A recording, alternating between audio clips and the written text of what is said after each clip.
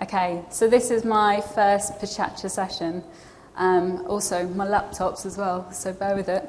I just really wanted to cover my session this afternoon all around managing expectations, because I think it fits in really nicely with the topics that we've covered today around value for money.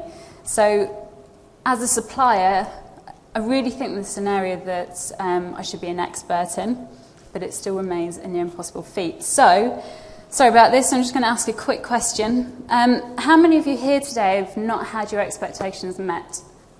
Hands up?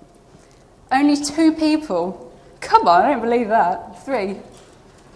Okay, so you've all had your expectations met. Okay.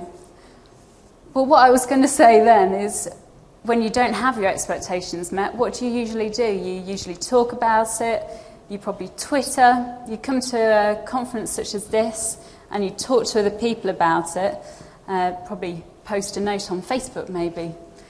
And in actual fact, 82% of people last year actually told others about their bad experiences and that their expectations weren't met. So I don't believe most of you in this room that had all those good experiences.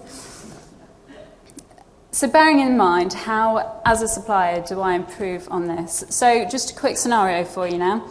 Imagine that you're at your local supermarket and you've just completed your weekly shop. So you have your fruit and veg and you have your box of Smarties maybe. You've got to a really busy checkout and you realise that you've forgotten the main ingredients. The wine, obviously. So the very helpful and cheerful checkout assistant catches the attention of a runner. Do you see any resemblance to a eLearning? Sorry, Rob. Yeah. So the runner goes off to try and fetch you a bottle of wine. And hopefully, in 10 seconds, they come back with a bottle of baby sham. Yeah. Well, that's definitely not what I choose to drink. You're a little disappointed, to say the least. And you know, the runner hasn't managed your expectations. I mean, do I look like a baby sham drinker? I'm not, by the way. So really, what the runner should have done was to ask you a range of questions, such as, how much would you like to spend? Do you want red or white? Do you prefer fruity or dry? And have you got a great preference? And how about the region? So after the runner has asked these questions, they go back on their merry little way, and they have a real sense of your requirements and your expectations. So the outcomes... Brilliant. I know where we're going after. So the outcomes of the scenario is that they come back with your favourite bottle of red. And yeah, you can tell it's a Friday afternoon, can't you?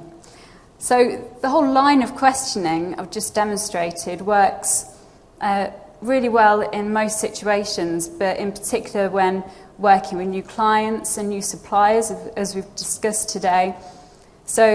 And as a supplier, I want to ensure that my clients are happy with what we're delivering so that I can build a long-lasting relationship that's built on trust, and so that we can really measure their requirements exactly. So to draw on my earlier question then, how do we measure those expectations? Well, we have a list of questioning that we start off with every project before it actually kicks off. So we talk around the budget and the timescales. Do you want a 2-hour course in £5,000 for £5,000? We also ascertain the subject matter. Can we work with an available SME? Would you like us to find you an appropriate SME? Do you require a high level of interaction? A range of scenarios maybe? Maybe stock imagery or a cartoon image. Further to this then, how will you be managing your learners, ensuring that they've completed the necessary modules? Are you a global organisation? Maybe some translations are involved. And also there's that really important question about accessibility. So how can we really help you with that? So I had to get some screenshots obviously up here.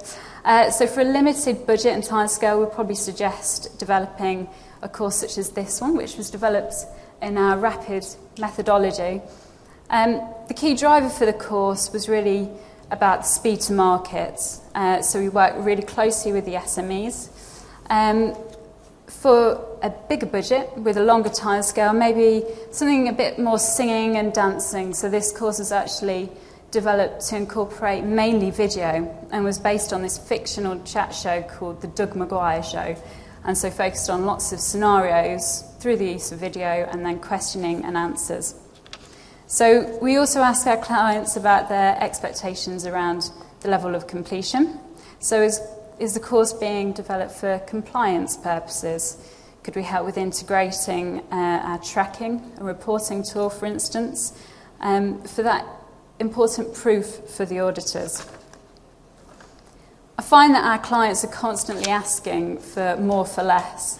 So it's our job as a supplier to manage their expectations to ensure that we don't get a garden shed when really what they thought they were buying was a two-storey home.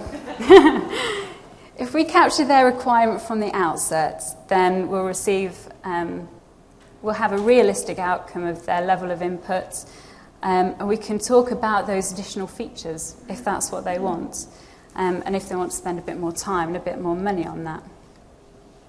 So relating this back to the overall topic then, I think it's really hard to add value if you don't know what your expectations are. So I think as a supplier and speaking to clients, I think it's really important to have those lists of questions ready so that we can measure that. And thank you. That's my first Pecha Kucha. My name's Lucy. Thank you.